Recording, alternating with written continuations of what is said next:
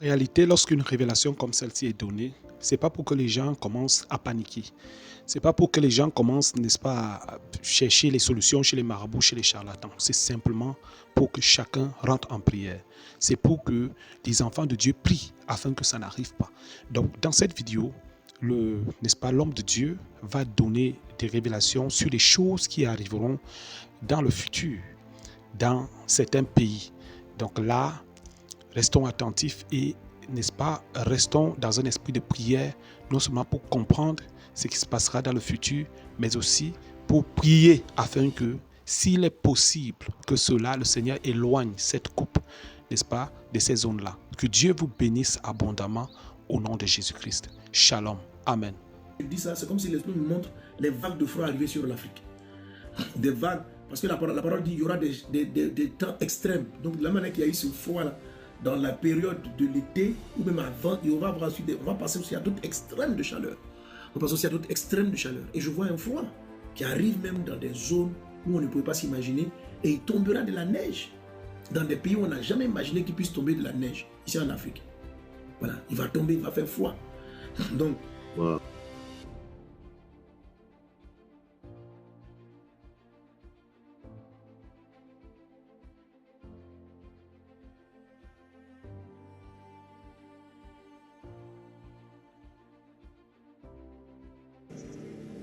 Des canicules, des chaleurs extraordinaires. Extraordinary heats will come.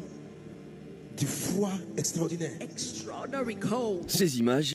Les nations passeront encore par des temps difficiles. Nations will go through difficult times yet again. Ok, c'est bon. Amen. Donc ça. Amen. Amen. Donc donne une vidéo là, comme ça on va voir. Regardez le froid extrême. De vidéosurveillance sont tournées au Texas, à Dallas. Un homme porte dans ses bras une sans-abri, transit de froid et l'amène dans son magasin. Elle était raide comme une pierre. Je veux dire, quand je l'ai soulevée, son corps était, peu importe comment on l'a soulevé, il gardait la même forme. La femme sera ensuite hospitalisée, sauvée in extremis de l'hypothermie. Dallas, comme le reste des États-Unis, est saisi par une tempête hivernale, amenant un froid polaire et des températures allant jusqu'à moins 45 degrés. Au total, 20 États ont déclaré l'état d'urgence. À New York, au moins 5 personnes ont été retrouvées mortes dans la rue. J'envoie mes profondes condoléances à leurs familles et à leurs proches, même si nous ne connaissons pas encore les causes de leur mort. Il est très important de rappeler le danger de ce froid extrême et la vulnérabilité de certains de nos voisins, spécialement les sans-abri qui vivent à New York. Partout dans le pays, des centres d'hébergement d'urgence ont été installés. À Nashville, des arbres dont la sève a gelé tombent par terre, comme dans ce quartier. En pleine interview, journalistes et habitants sont obligés de s'éloigner.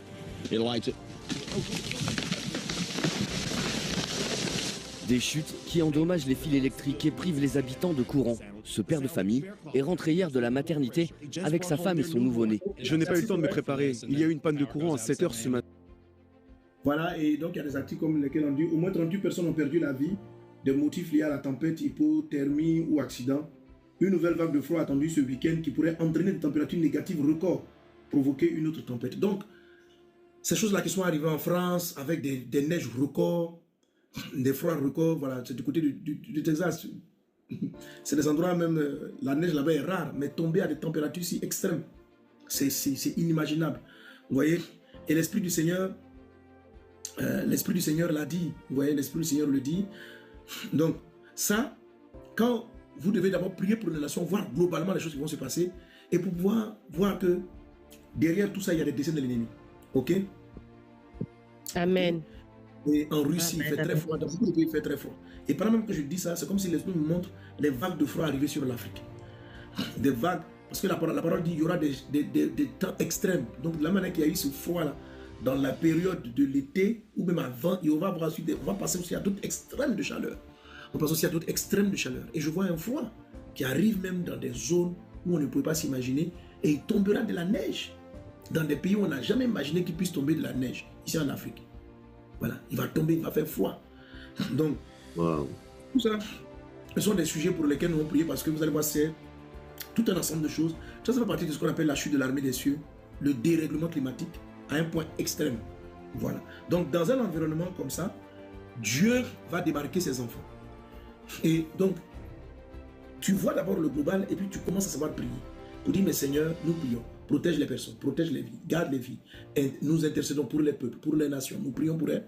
Et puis, tu vas voir que Dieu maintenant, voyant que tu portes son fardeau, tu te tiens à la brèche, il va de mieux en mieux t'expliquer les choses qui vont se passer. Il va commencer du global, il va dire, je sais que tu as ta famille qui est là-bas. Donc, sachez que la troisième chose, quand vous voulez connaître le dessein de Dieu, commencez par vous intéresser, non pas directement à votre famille ou à votre vie personnelle, mais à l'ensemble pour arriver. Selon donc ton bonheur dépend du bonheur de la ville dans laquelle tu te trouves. Donc, priez en faveur de la ville, parce que l'influence de la ville a une influence sur nos vies. Jérémie 29, verset 7. Et la Bible dit en 1 Timothée, chapitre 2, verset 1, je vous exhorte avant toute chose à faire de prier pour les autorités, pour tous ceux qui sont élevés en dignité, pour tous les hommes, avant d'arriver. Donc, avant de prier pour toi, prie pour les autorités. Donc, c'est très important, quand vous êtes un intercesseur qui partez en hauteur, de savoir d'abord prier pour les trônes, pour les personnes, pour ceux qui règnent, avant d'arriver aux individus. Amen. Amen. Amen, amen. Amen. Amen. Donc, tout ça, c'est comment on prie pour trouver des desseins. Ok? Quatrième chose, il faut honorer ce qu'on peut honorer. Si tu peux honorer physiquement, ça c'est optionnel. Après, il faut attendre, il faut être attentif, il faut se disposer à obéir. Bon, les autres points, on les abordera plus tard. Ok. Ceci étant, on va maintenant, donc une fois qu'on a connu, on va revenir à... Lorsque tu as prié de la sorte, dans des songes, dans des visions, en tout cas par rapport à ton mode prophétique, il y a... par rapport à ton mode prophétique,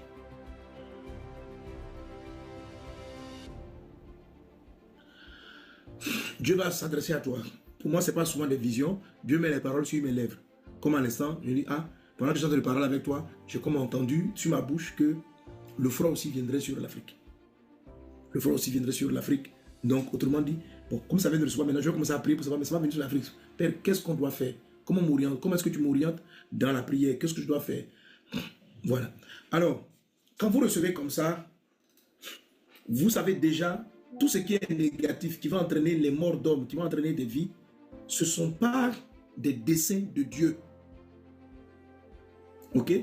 Ça peut être, parce qu'il y a différentes classifications. Par contre, ça peut être des arrêtés de Dieu ou des décrets de Dieu. Et c'est là qu'on va revenir au tableau, là, Sorel. Tu vas revenir au tableau. Amen. Amen, amen. Donc, prophète intercesseur, il faut faire la différence entre toutes ces notions. Dans le tableau, il y a les passages références. Donc, si tu photographies, prends le temps d'aller lire, à faire les différents passages pour voir. Ok? Amen. On a ce qu'on appelle les arrêtés de Dieu, les arrêtés ou les arrêts. Tu te vois en Genèse 6, 13, où Dieu dit à Noé, la destruction de la terre est arrêtée. Donc, il ne faut pas prier pour empêcher cela. Donc, il y a des calamités naturelles qui sont arrêtées. Genèse 41, 31, Joseph dit à Pharaon que tu as vu le songe arriver par 2 fois parce que c'est arrêté. C'est-à-dire, il y aura 7 années d'abondance, 7 années de famine. Donc, un prophète intercesseur, lorsqu'il prie et qu'il voit, par exemple, on dit il y aura du froid, il y aura des choses extrêmes qui vont arriver. Il y aura des choses extrêmes qui vont arriver. Lorsque tu le vois, tu ne peux pas savoir d'office ce que tu vois là. Tu ne peux pas savoir d'office si c'est un arrêté, c'est un décret, c'est un dessein, c'est une volonté. Tu ne peux pas savoir. Tu dois aller chercher Dieu et lui demander. Ok? Parce que toi, prophète, ça va t'aider, ça va t'orienter dans ta manière de prier avec précision. Je vois que quelqu'un va devenir un roi. Je vois que ceci. Je pose la question à Dieu. Père, tu continues de prier, prier, prier. Cette révélation, est-elle arrêtée? Est-ce quelque chose à faire? Ok? Alors, si on a des calamités naturelles qui sont arrêtées, on a beaucoup d'arrêtés parce que le livre d'Apocalypse et les différents livres prophétiques nous disent que ces calamités-là vont arriver. Donc, elles vont arriver. Par contre, à un certain level d'intercesseur, tu peux prier pour qu'un arrêté soit décalé sur une autre génération. Amen. Amen. Parce que les arrêtés, ça je n'ai pas dit ça, un truc, j'ai lu un passage en fait qui m'a fait comprendre cela, qu'un arrêté un peu comme un dessin Père Dieu dit, bon, je vous donne un autre délai. Vous voyez? Un peu comme si un intercesseur venait faire appel pour dire qu'on étudie le cas. Bon. Ok? Donc tu vois, par exemple,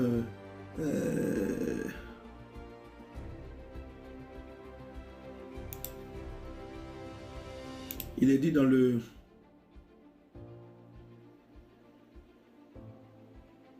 je trouve ça. Bon, tu as par exemple, Ésaïe 46, verset 10, il dit, j'annonce dès le commencement ce qui doit arriver et longtemps d'avance ce qui n'est pas encore accompli. Je dis, c'est Ésaïe 46, 10, mes arrêts subsisteront et j'exécuterai toute ma volonté. Ésaïe 46, verset 10. Ok? Mes arrêts ou mes arrêtés subsisteront. Donc, ils sont très solides, les arrêtés, et Dieu va finir par exécuter sa volonté. Donc, un arrêté peut être aussi interprété comme étant une volonté de Dieu. Mais un arrêté est pris généralement en sanction. Donc, ce n'est pas le désir, c'est la volonté de Dieu, mais ce n'est pas le désir de Dieu. Mais c'est la volonté de Dieu de sanctionner un mal qui est sur la terre. Mais ce n'est pas, c'est pas ça le plan de Dieu initial.